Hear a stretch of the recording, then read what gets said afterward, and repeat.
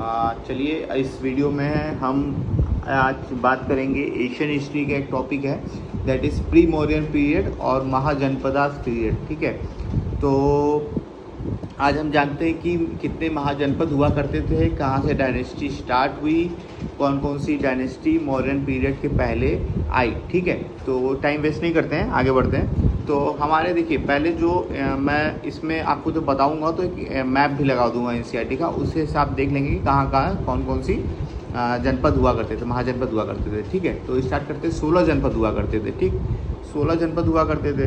16 का नाम याद करना थोड़ा सा मुश्किल हो सकता है, तो 16 का जो जनपद हुआ करता था उसका जो मैंने रखा है वो रखा है वैम KGS-C। ठीक है, VAMP KGS और C। ठीक, अब 16 है तो जैसे कि V के 2 थे। ठीक है, एक था वस कोसाम्बी इलाहाबाद साइड पड़ता था, एक पड़ता था वाजी दैट इज़ वैशाली। ठीक है, ये हो गया आपका। अब आया ए आपका आया अंग आया दैट इज़ चंपा। कर्ण को आपने सुना होगा महाभारत में कि अंगा का उनको रूलर बना दिया गया था, ये वही अंगा है। ठीक है, उसके बाद आता है अवंती। अवंती की राजधानी उज्जैन थी। मगध का और अवंती से हमेशा लड़ाई चलता था, ये ध्यान रखिएगा। और ए से एक आता है असाका। असाका दैट इज़ जिसको बोलते हैं हम लोग पोटाना। असाका की राजधानी थी पोटाना। ठीक है, अब असाका याद रखने लायक ये है कि जो साउथ में ओनली सिर्फ जो एक जो महाजनपद था साउथ में वो था असाका। ठीक है, तो उसका नाम हो गया पोटाना। अब हो गया बी से हो गया, ए से हो गया। ठीक है, अब आता है एम से। एम से देखिए मत्स्य दैट इज़ विराटनगर। ठीक, मत्स्य विराटनगर। और एक आता है एम से मगध दैट इज़ राजगिरी।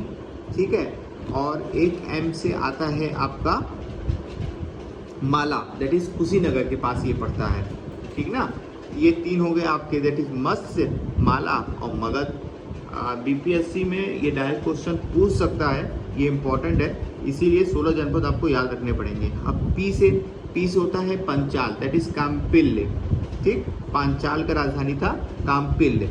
अब आते हैं KGS में। KGS बहुत मूवी का नाम है तो याद ही हो जाएगा जल्दी। तो के से देखिए 4 जब महाजनपद थे। एक था आपका काशी जिसका उसका था राजधानी वाराणसी। एक था कोसाला दैट इज श्रावस्ती। एक था आपका कंबोजा दैट इज राजपुर। और एक था आपका कुरु इंद्रप्रस्थ। ठीक है, ये 4 थे, काशी, कोसाला, कंबोजा और कुरु। ठीक है, जी से आपका गांधार था जिसका था तक्षशिला। एस से था सुरुसेना जिसका था मथुरा। और सी से था आपका छेदी दैट इज सुक्तिमती। कोसाला का श्रावस्ती मैंने बताया ना आपको। तो ये 16 जनपद हैं, इनको सबसे बड़े याद करने का तरीका है वैम KGS-C। अभी आप दूसरे साइड में जाएंगे, बहुत तरीके आपको मिल जाएंगे याद करने के। ठीक है, तो आप जो भी आपको सही पड़े वैम KGS-C से आप इसको याद कर सकते हैं और उनकी राजधानी भी याद कर सकते हैं, ये इंपॉर्टेंट है। अब आज बात करते हैं प्री मॉडर्न पीरियड के बारे में। ठीक है, तो इसमें देखिए इसकी स्टार्टिंग होती है 544 BC से लेके 412 BC तक, जिसमें पहला आता है हरियाणिका डायनेस्टी। हरियाणिका डायनेस्टी का मैं बता रहा हूँ 544 BC से लेके 412 BC तक हरियाणिका डायनेस्टी आता है। ठीक है, ये जो मैं वीडियो बना रहा हूँ उसमें NCERT और लूसेंट दोनों मिक्स है, दोनों से इंफॉर्मेशन ली गई है। इन्होंने हरियाणा डायनेस्टी के जो फाउंडर थे वो थे बिम्बिसार। ठीक है, श्रोणिका भी बोला जाता था इनको। इन्होंने अपनी जो एक्सपेंशन पॉलिसी बनाई वो बनाई कि भैया लड़की से शादी कर लो, दूसरे मतलब राज्य के लड़की से शादी कर लो तो वो आपके अधिकार क्षेत्र में आ जाएगा, जैसे अकबर करते थे। ठीक है, तो इन्होंने 3 प्रिंसेस से शादी की थी। एक था कोसाला जिनका नाम था कोसाला देवी और महाकोसाला। एक था लिच्छवी, ये वैशाली वाले थे। ठीक है, बाजी वैशाली वाले थे, इनका नाम था चेलाना। एक था मद्रा क्लेम के थे, इनकी जो थी वो थी खेमा की थी। ठीक है, इन्होंने अंगा को भी कॉन्कर्ट कर लिया था, अंगा को भी अपने अधिकार क्षेत्र में ले लिया था, तो काफ़ी इन्होंने अपना विस्तार किया। अवंती से इनकी लड़ाई चलती थी। उस समय प्रद्योता डायनेस्टी चलती थी अवंती में, प्रद्योता डायनेस्टी, ठीक है। तो अवंती से इनकी लड़ाई चलती थी। एक बार फिर बहुत खून खराबा हुआ तो उन्होंने सोचा भैया चलो लड़ाई से अब काम नहीं होगा, अब चलो दोस्ती कर लेते हैं, ठीक है। तो दोस्ती कर लेते हैं। तो एक बार जो थे प्रद्योता जो किंग थे वो बीमार पड़ गए, जॉन्डिस हो गया उनको। तो इन्होंने अपने जो फिजिशियन थे उस टाइम के बहुत फेमस फिजिशियन थे जीवाका नाम के, उसको उज्जैन भेजा था उनका उपचार करने के लिए, ठीक है। अब बिंबिसार देखिए एक कैपिटल बनाए थे अपने राजगिरी। राजगिरी इंपॉर्टेंट क्यों है, ये 5 हिलों से घिरा हुआ है, ठीक है। और इसे गिरिवर्जा बोलते हैं, 5 हिल से घिरा हुआ है इसलिए ये इंपॉर्टेंट है। और जो बिंबिसार को सेनिया भी बोलते हैं। ये पहले इंडियन किंग थे जिन्होंने अपनी रेगुलर एंड स्टैंडर्ड आर्मी बनाई थी, मतलब इतने हाथी थे, इतने घोड़सवार थे, इतने धनुष वाले थे, ये जो स्टैंडर्ड था उन्होंने इसको बनाया था, ठीक है। राजगिरी जो कैपिटल था इन्होंने बनाया था। इसके बाद बिंबिसार की जो लिच्छवी की जो से शादी किए थे चेलेना, उनका जो पुत्र था अजातशत्रु बड़ा हुआ 492 BC से। देखिए इनका 544 से 412 तक चला था, ठीक है। बिंबिसार का 544 से 492 BC तक चला। अब अजातशत्रु आए 492 BC से 460 BC तक चला। इनका दूसरा नाम था कुनिका, ठीक। अब कुनिका, अब ये जो थे ये मारकाट के लिए माहिर आदमी थे, तो इन्होंने अपने पहले बाप को मार के सत्ता अपना ली, अजातशत्रु, ये बहुत फेमस है। अब इन्होंने जैसे कि कोसाला की राजधानी, कोसाला से तो शादी किया था, उनके संबंध थे, और वाजी से भी, वैशाली से भी इनके लिच्छवी के प्रिंसेस से शादी की थी, तो उससे भी संबंध थे। लेकिन इनको क्या करना था, इन्होंने पूरा अटैक कर दिया दोनों पे, कोसाला पे भी कर दिया और वाजी पे भी कर दिया। कोसाला तो चलो इनके अंडर आ गया, वाजी को करने में इनको 16 साल लगे। और 16 साल लगे, उसके जो 3 मेन रीजन है कि क्यों वो 16 साल में उसको कर पाए, उसका श्रेय तीन चीज़ पे जाता है। एक जाता है उनके जो डिप्लोमेटिक मिनिस्टर थे, दैट इज़ सुनीधा एंड वत्सकार, ठीक है। ये जो इंपॉर्टेंट नाम है, जो फैक्ट है वो याद रखिएगा। जो इनके डिप्लोमेटिक मिनिस्टर थे सुनीधा एंड वत्सकार, ठीक है, ये बहुत अच्छा रोल प्ले किए अब उनकी जनता को भड़काने के लिए अपने राजा के खिलाफ। दूसरा था इनका रथ मुसाला। ये रथ आप देखें बाहुबली में जो आगे चक्र की तरह घूमता था और ये आगे बढ़ जाता था, उसी तरह इनका रथ हुआ करता था। और एक था आपका महाशिला कंटका, वो मशीन थी, वॉर मशीन थी, जिसमें बड़े बड़े पत्थर को फंसा के फिर फेंका जाता था, जैसे कि जो भी उनके महल हो वो सब टूट जाते थे और सेना अंदर घुस जाती थी, ठीक। अब इन्होंने राजगिरी में फोर्ट बनाया, ठीक है, और जल दुर्ग बनाया। जल दुर्ग कहाँ बनाया, एट ए विलेज कार पाटलिपुत्र, उसे जलदुर्ग, पाटलिपुत्र को जलदुर्ग भी कहते हैं क्योंकि ये पूरा पानी से घिरा हुआ था और एक साइड ओपन था, इसे जलदुर्ग भी बोलते हैं, ठीक है। अब आते हैं उदयीन, 460 तक मैं बता चुका हूँ।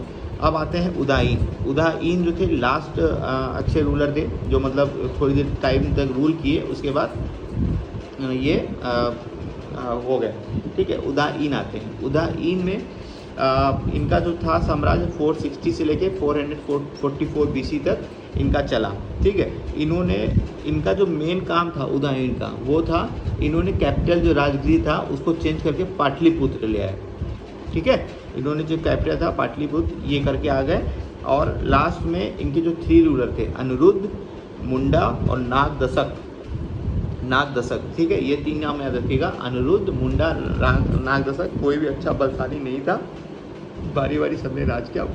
फिर बाद में सिसुंगा डायनेस्टी, इनके बाद नागदशक के बाद सिसुंगा डायनेस्टी स्टार्ट हो गई। अब मैं बताता हूँ सिसुंगा डायनेस्टी की बात करते हैं। ये देखिए 544 BC से लेके 412 BC तक मैं बता चुका हूँ। अब आता है सिसुंगा डायनेस्टी पे। सिसुंगा डायनेस्टी थी 412 BC से लेके 344 BC तक, ठीक। नागदशक जो थे वो अच्छे से रूल नहीं कर पा रहे थे, तो सिसुंगा जो थे उनके मिनिस्टर थे, तो प्रजा ने उनको हटा के नागदशक को इसमें सिसुंगा को राजा बना दिया, ठीक। अब सिसुंगा बने तो जो अवंती के साथ इनका डिस्प्यूट चलता था उसको इन्होंने पूरा अवंती पे अटैक कर दिया और उसको पूरा तहस नहस कर दिया, ठीक है, और अपना कब्जा जमा लिया। इसके बाद आए आपके काल अशोका इंपॉर्टेंट है। क्यों इंपॉर्टेंट है भैया? काल अशोका इसलिए इंपॉर्टेंट है क्योंकि सेकेंड बुद्धिस्ट काउंसिल जो हुई थी वो इनके अंडर में हुई थी, वैशाली में, 383 BC में, ये याद रखना, काल अशोका के थ्रू हुई थी। और बिहार BPSC है, तो ये भी ज़रूरी है कि जो बिहार से रिलेटेड हो वो तो आप ज़रूर याद रखिए। उसके बाद आता है नंदा डायनेस्टी। महापद्मा जो थे उन्होंने शिशुंगा डायनेस्टी को ओवरथ्रोन किया, और उसके बाद इन्होंने कलिंगा को कॉन्कर किया और कोसाला को भी कर दिया। जहाँ इनका विद्रोह उठ रहा था कलिंगा कोसाला, उसको इन्होंने कर दिया। अब महापद्मा को एकारत बोला जाता है, ठीक है। इनका दूसरा नाम एकारत है।